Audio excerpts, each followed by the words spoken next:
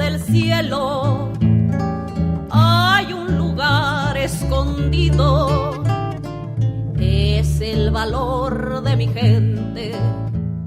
Tengo licenciatura en matemáticas, pero no la usa, y maestría en ciencias sociales interdisciplinarios. Yo trabajé como profesor en Estados Unidos, después trabajé en México, directora de un instituto con 5 escuelas, entrenamos maestros por el campo. Me fui acá y estaba aquí durante la militar y me escapé. Estaba en Córdoba y me trabajé 3 años en Washington sobre derechos humanos en Argentina, directamente con el Congreso y todos los que estaban apoyando de allá. Pues me fui a Nicaragua durante la guerra de Somoza. No pudimos entrar porque había tanques en la frontera.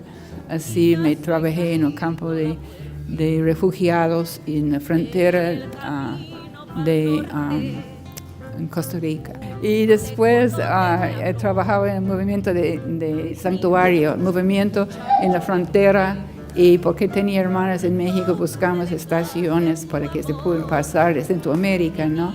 Los que estaban huyendo.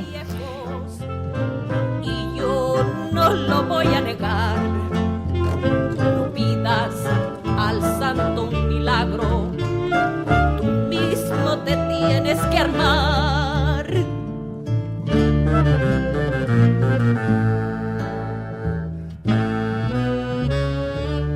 Nosotros sabemos del imperio, nosotros sabemos capitalismo mal que está destruyendo la estructura del continente, no solo el continente, pero todo el planeta siendo destruido, tiene que cambiar.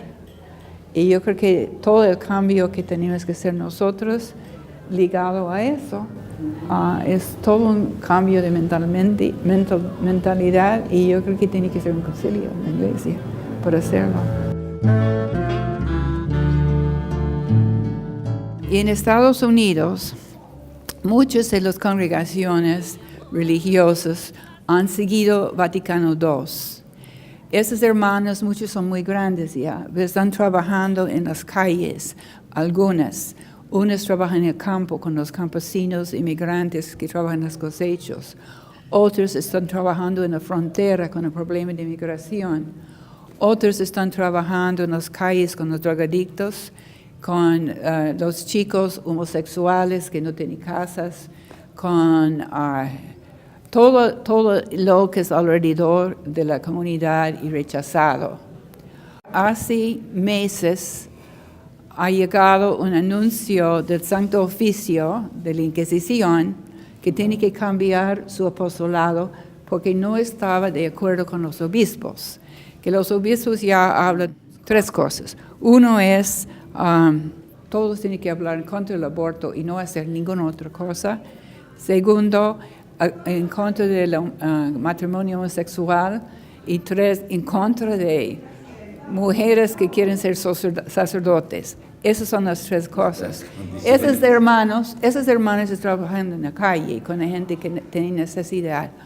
Ahora, ellos han dado un decreto del Santo Oficio que tiene que cambiar. Y le gusta mucho si pone sus hábitos de nuevo. La organización que estaba atacado por el Santo Oficio es la organización de superiores de todas esas congregaciones. Estas congregaciones contienen más o menos 45,000 hermanas. 45,000 hermanas, o 80% de las hermanas en Estados Unidos. 80% de las hermanas dicen en contra del magisterium. Pero yo no sé qué magisterium, es otra cosa. Pero ahora ellos, porque tienen toda una organización democrática, dijeron que no podemos contestar. Se fueron a Roma, dicen, no podemos dar una contestación hasta consultamos primero con los superiores y los superiores con todas las hermanas. Ahora hay varias posibilidades. pero ellos no han hecho la decisión todavía, hasta todo se ha consultado. Pero muy interesante, la presidenta del grupo de superiores se llama Pat Sullivan. Pasó 6 años en Chile durante la reina de Pinochet. Y después, otros años en El Salvador durante la guerra, trabajando con la gente. Así, ella era compañera de las hermanas que la mataron, los norteamericanos, las 4 mujeres. Ella estaba entrenada por una de ellos. Ella es la presidenta y es ella que tiene que dar la respuesta al Santo Oficio. Ahora, hay millones de norteamericanas católicas que no les gusta lo que está haciendo de arriba, tratando de terminar con el concilio, que están con las hermanas. Millones con las hermanas. Y yo creo que todo lo que quiere seguir con el concilio o tener otro concilio, tiene que comunicar con ellos y darles apoyo. Grupos en todo el mundo de religiosos, sacerdotes, que están mandando apoyo a ellos. Y yo creo que si ellos toman decisión de ser libre de la dirección, esto va a tener un influjo en Estados Unidos y otras partes también. Si llego a caer en el norte, que manden mi cuerpo.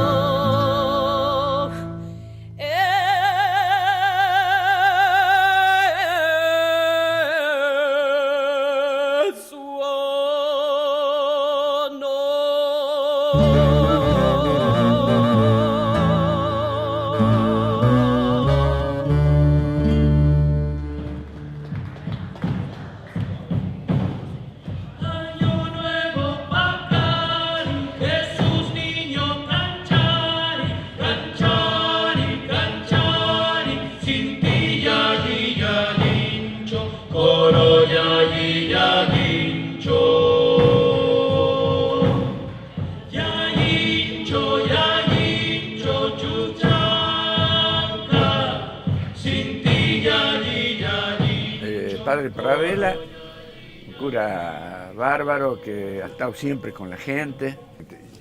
Yo soy el intelectual, tendría que ser, soy el profesor de teología. Es verdad. Estoy dando teología de la liberación. Si sigo en la Universidad Nacional de La Rioja hasta fin de año, es de vida, ya vamos a ir. Pocho, que era muy chico, era joven, 18 años, cuando estuvo Angelelli, y he sido muy amigo de Angelelli, he estado muy cerca de él. Él ha sido Muy cercano en todo. Personal, más. Pocho es el ideólogo de ahora, el hombre que nos guía y que tiene las cosas más claras, todo. Yo no quiero que se entre en la universidad, si no me van a sacar a mí, lo van a poner a él de profesor. Y Manuel... Yo soy peronista.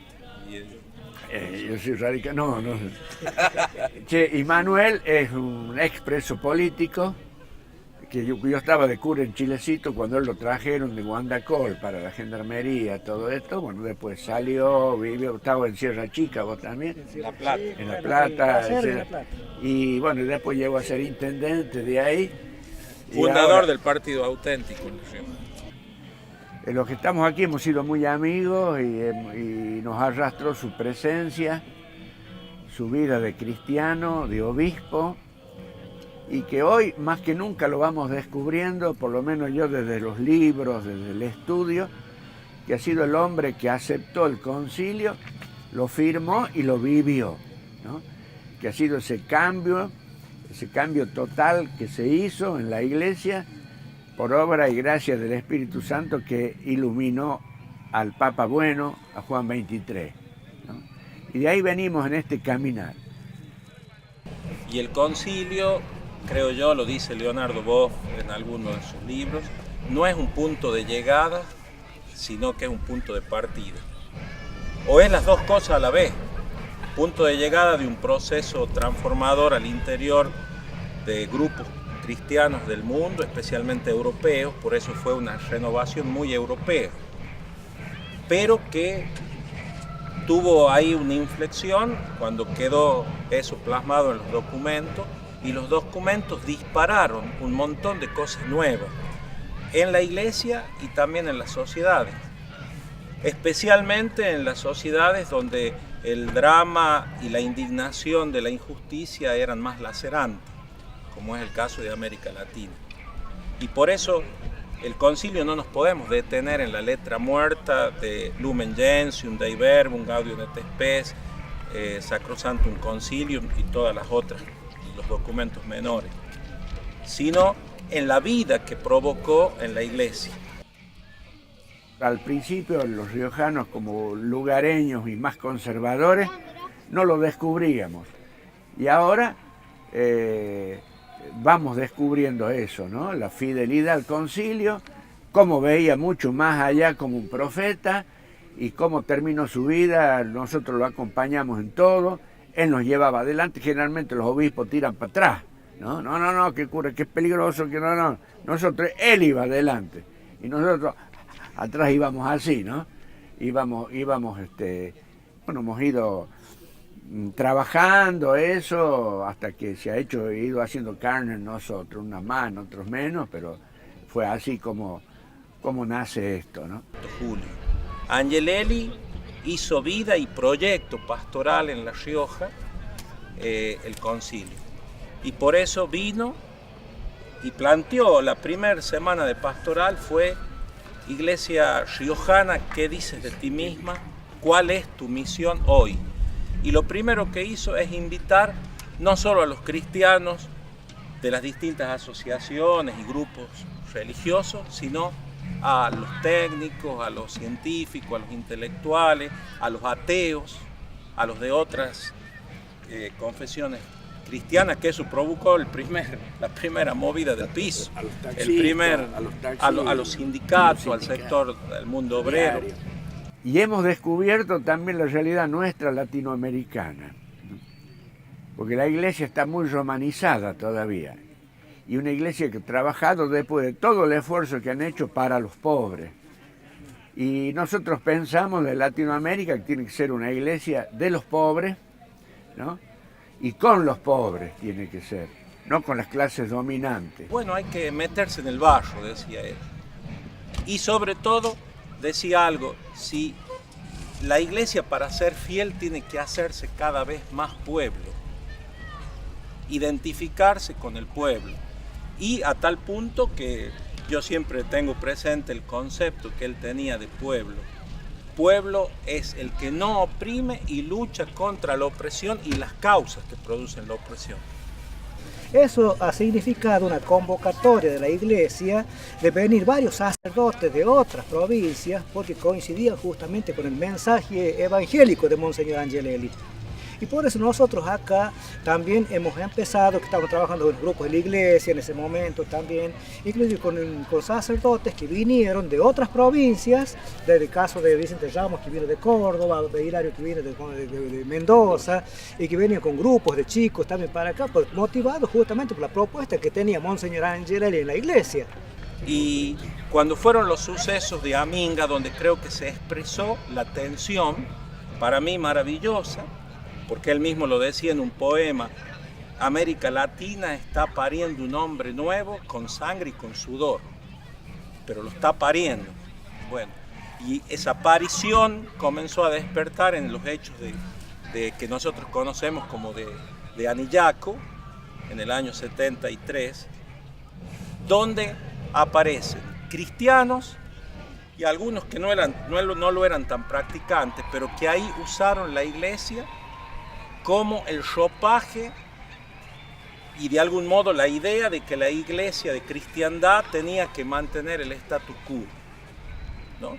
Y entonces se convirtieron en los defensores de la fe, pero en realidad no defendían la fe, defendían el status quo. ¿Qué era el status quo? La desigualdad. Recuerden que el 73 fue un año de mucha virulencia social y política, la elección del Frente Justicialista de la Liberación, que triunfó en casi todo el país, en La Rioja en particular. Y ahí Angelelli, con toda la gente que descubría en él un camino de esta nueva iglesia comprometida con la liberación de su pueblo, Y ahí donde venía la propuesta justamente que nosotros lo veíamos muy viable para lo que es La Rioja, que es justamente cuando nos planteaba sobre el sistema cooperativo. ¿Qué es lo que significaba el sistema cooperativo? Donde justamente el trabajador se beneficiaba de sus propios esfuerzos. Y eso es lo que vemos nosotros y empezamos a trabajar con las instituciones asociativas, ya sean gremios, que armamos el gremio de allá de Famatina, de los peones rurales de Famatina, armamos varias cooperativas en la zona. Y nosotros ahí justamente por trabajar en esos movimientos que dependían, que eran esos movimientos, eran vástagos de la propuesta de Monseñor Angelelli. O sea, las cooperativas eran parte de la iglesia en ese momento, porque la iglesia estaba abocada justamente a trabajar en ese sentido, con esa propuesta, con ese sistema. En ese momento no era cualquier cooperativismo, era un cooperativismo que tenía conciencia crítica de que había que transformar el mundo, de que había para eso que tocar los intereses económicos, sociales, políticos, culturales. De hecho, a él le preguntan después de que lo corren a las pedradas de Anillaco el 13 de junio del año 1973. Obispo, ¿usted cree, le pregunta un periodista, que ha sido echado del lugar por cuestiones religiosas, porque ha cambiado los santos, porque ha puesto en vez de a San Antonio al Che Guevara, una cosa así? No, no es por eso que me han corrido. Él tenía muy claro. El motivo del conflicto de Anillaco es un problema económico y político. Hay ciertos temas que nos cuesta muchísimo a los curas tocarlos, especialmente cuando nos encontramos así en reunión. Individualmente tenemos nuestras certezas. Quiero referirme puntualmente a la muerte de Angelelli. Se da en las mismas instancias que en el Evangelio. ¿Quién era Jesús de Nazaret? Un hombre totalmente marginal, sin prestigio, sin riqueza, sin poder de ningún tipo. Y sin embargo su mensaje, su persona y su mensaje molestaba dentro y fuera de la iglesia. Molestaba tanto que hay un acuerdo ahí muy claro en el Evangelio. Acuerdan los jefes religiosos del pueblo, los curas del templo, con el poder político de ese momento representado por Pilato y Herodes. Este tipo hay que eliminarlo. Y lo eliminaron. ¿Por qué? Porque molestaba. En la instancia Angelelli se da lo mismo. Su persona y el mensaje, su proyecto de iglesia, molestaba más adentro, más hacia adentro de la iglesia que hacia afuera. Entonces, para mí hay un acuerdo claro ahí. Sus hermanos obispos y el poder político del momento acuerdan que este tipo molesta. Entonces hay que eliminarlo. Por eso nosotros hoy vemos que si Monseñor Angelelli estuviera en este momento, estaría en este momento apoyando justamente a esos grupos que trabajan justamente por la justicia social. Es así que bueno, yo fui uno de los primeros presos políticos acá, junto con otros compañeros acá, inclusive nosotros caímos presos todavía en un gobierno democrático y constitucional en el 75. ¿Por qué? Porque planteaba una propuesta política diferente y que estaba muy, esa propuesta política estaba muy de acuerdo con la política de la iglesia. Para nosotros era una política muy similar. Por eso yo creo que es importante que resaltemos esta figura de Monseñor Angelelli. ¿Y por qué estuvimos presos nosotros? Justamente por seguir estos pasos y por seguir esta tendencia ideológica que venía desde acuñada desde el mismo sistema de la iglesia. Así que bueno, yo creo que Angelelli significó todo eso, porque si no, no lo hubiesen matado.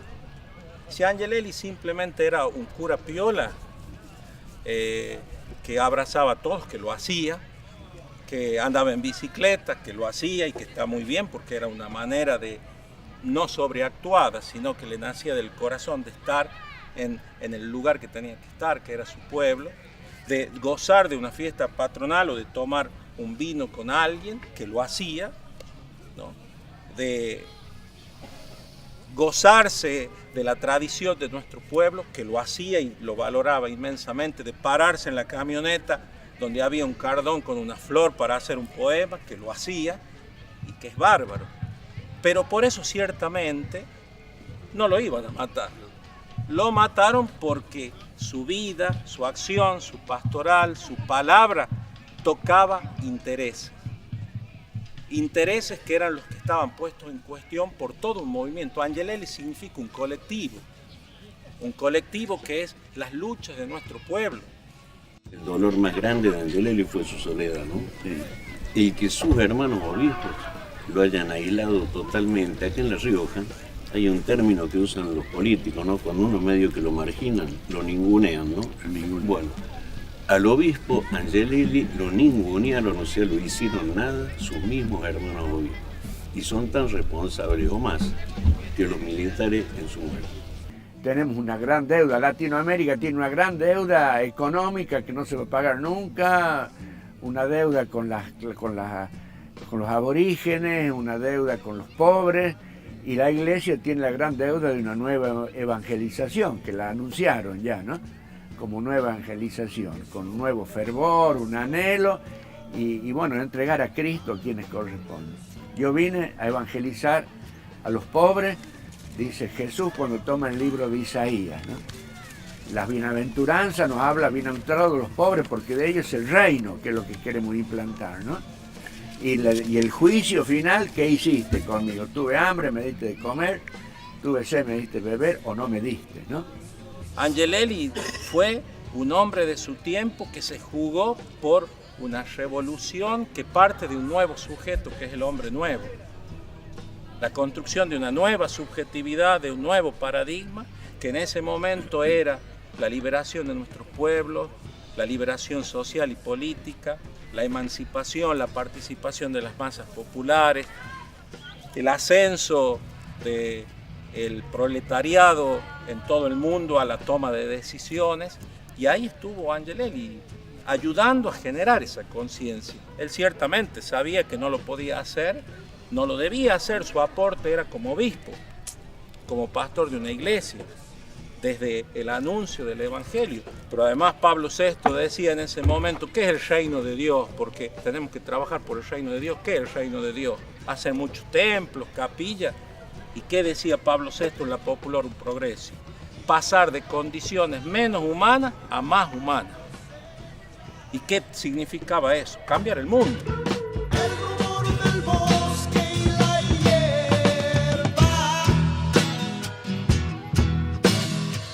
Frutas frescas y del verano la siesta. Las frutas frescas y del verano la siesta.